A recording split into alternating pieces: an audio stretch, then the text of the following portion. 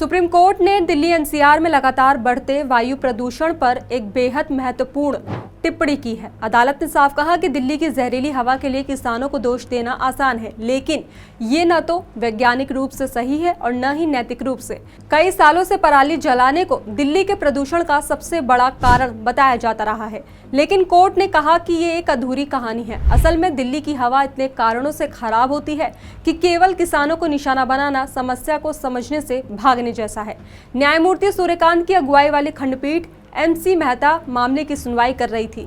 ये वही पुराना जनहित याचिका है जिसके जरिए दशकों से दिल्ली के पर्यावरण पर निगरानी रखी जा रही है। कोर्ट ने कहा कि पराली जलाना एक कारण हो सकता है, लेकिन इसे सबसे बड़ा विलेन बना देना गलत है। अदालत ने एक महत्वपूर्ण तर्क संगत उदाहरण पेश किया। न्यायमूर्ति सूर्यकांत ने पूछा कि अगर पराली जलाना ही प्रदूषण का मुख्य कारण होता तो कोविड-19 लॉकडाउन के दौरान आसमान इतना साफ क्यों था? उस समय भी पंजाब और हरियाणा में किसान पराली जला रहे थे, फिर भी दिल्ली की हवा इतनी शुद्ध थी कि लोग लंबे समय बाद नीला आसमान देख पाए। इससे अदालत ने ये निष्कर्ष निकाला कि पराली जलाने को राजनीतिक रंग देकर फार्मर्स को ही दोषी ठहराना सही नहीं है। ये सच है कि किसानों के पास अभी भी बेहतर विकल्प मौजूद नहीं है, क्योंकि वैकल्पिक मशीनें और तकनीकें महंगी हैं और हर किसान उन्हें खरीद नहीं सकता। अदालत ने कहा कि इस मुद्दे पर राजनीति, आरोप प्रत्यारोप या अहंकार से ज्यादा जरूरत वैज्ञानिक और व्यवहारिक समाधानों की है। अदालत ने केंद्र सरकार से सीधा सवाल किया कि आखिर दिल्ली के प्रदूषण को काबू करने का जो एक्शन प्लान तैयार किया गया है उसका असर जमीन पर क्यों नहीं दिख रहा? हर साल वही उपाय दोहराए जाते हैं, निर्माण बंद, पानी का छिड़काव, ट्रैफिक नियंत्रण, पराली पर रोक, लेकिन हवा की गुणवत्ता लगभग उसी जगह खड़ी दिखाई देती है। अदालत ने कहा कि सिर्फ कागज पर योजनाएं दिखाने से कोई लाभ नहीं है। कोर्ट ने कहा कि वह ठोस जानकारी चाहते हैं कि कौन सा कदम कितना सफल रहा, किससे कितना सुधार हुआ और कौन से उपाय व्यर्थ साबित हुए। अदालत ने अपनी नाराजगी भी जताई कि कई सालों से सरकारें और एजेंसियां एक ही ढर्रे पर चल रही हैं, जबकि प्रदूषण हर सर्दी में जनता का जीवन कठिन बना देती है। तो वहीं सुनवाई के दौरान केंद्र की ओर से पेश additional solicitor general Aishwarya Bhati ने कहा कि पंजाब, हरियाणा, दिल्ली और केंद्र की सभी एजेंसियां अपनी अपनी विस्तृत रिपोर्ट जल्द दाखिल करेंगी। उन्होंने स्वीकार किया कि जीरो स्टबल बर्निंग यानी कि पराली बिल्कुल न जलाने का लक्ष्य अभी हासिल नहीं हो पाया है, लेकिन साथ ही उन्होंने ये भी बताया कि पराली जलाना केवल कुछ हफ्तों या कुछ दिनों वाला सीजनल फैक्टर है, जबकि दिल्ली का मुख्य प्रदूषण साल भर जारी रहने वाली गतिविधियों से आता है।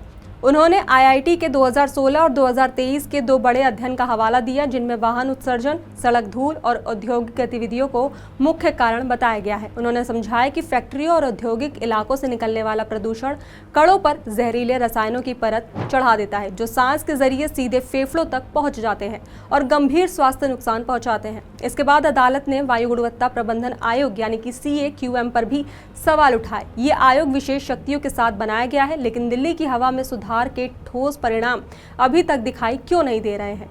कोर्ट ने पूछा कि आयोग में एक्सपर्ट कौन है, उनकी सिफारिशें क्या है और असल में मैदान पर क्या बदल पाया है। न्यायमूर्ति जॉय माल्या बागची ने निर्माण कार्य और धूल पर विशेष चिंता जताई। उन्होंने कहा कि जब निर्माण पर प्रतिबंध लगाने का दावा किया जाता है तो फिर सड़कों पर धूल और खुले निर्माण स्थल क्यों दिखते हैं? कई जगहों पर कवर का इस्तेमाल तक नहीं किया जाता, जिससे मिट्टी और सीमेंट की बारीक धूल हवा में फैलती रहती है। सुनवाई के दौरान एक वकील ने दिल्ली की सड़कों पर पार्क किए वाहनों और बढ़ते कार घनत्व का मुद्दा उठाया। दिल्ली में हर घर में कई कारें हैं, लेकिन सड़कें सीमित है। ऐसे में ट्रैफिक जाम, वाहन उत्सर्जन और पार्किंग अव्यवस्था प्रदूषण को और ज्यादा बढ़ाती है। इस पर अदालत ने कहा कि मेट्रो नेटवर्क को बढ़ाना तो एक अच्छा और बड़ा समाधान है, लेकिन अभी तुरंत असर डालने वाला कदम उठाना ज्यादा जरूरी है। तो वहीं एक वकील ने कोर्ट को उन दिनों की याद दिलाई जब 1990 के दशक में CNG लागू करने के आदेश के बाद दिल्ली की बसें स्वच्छ ईंधन पर चलने लगी थी। अदालत ने माना कि आज भी ऐसे ही कठोर फैसलों की जरूरत है, क्योंकि समस्या पहले से कई ज्यादा गंभीर हो चुकी है। तो वहीं अंत में अदालत ने कहा कि दिल्ली की हवा केवल एक वैज्ञानिक या प्रशासनिक मुद्दा नहीं है, ये उन करोड़ों लोगों के जीवन, स्वास्थ्य और भविष्य का सवाल है जो यहाँ रहते हैं या काम करते हैं। अदालत ने साफ कहा कि वे किसी बहाने को स्वीकार नहीं करेंगे, न राजनीतिक बयानबाजी, न किसानों को दोष देने की आदत और न ही योजनाओं का दिखावा। सभी पक्षों जैसे कि केंद्र, राज्य सरकारों और एजेंसियों को 10 दिसंबर तक और विस्तृत तथ्यों पर आधारित और वास्तविक परिणामों वाली रिपोर्ट पेश करनी होगी। अदालत ने ये संकेत दिया है कि अब वह केवल बयानबाजी नहीं बल्कि ठोस कार्रवाई और मापनीय सुधार देखना चाहती हैं। फिलहाल के लिए इतना ही। बाकी देश और दुनिया की तमाम खबरों के लिए देखते रहिए DH।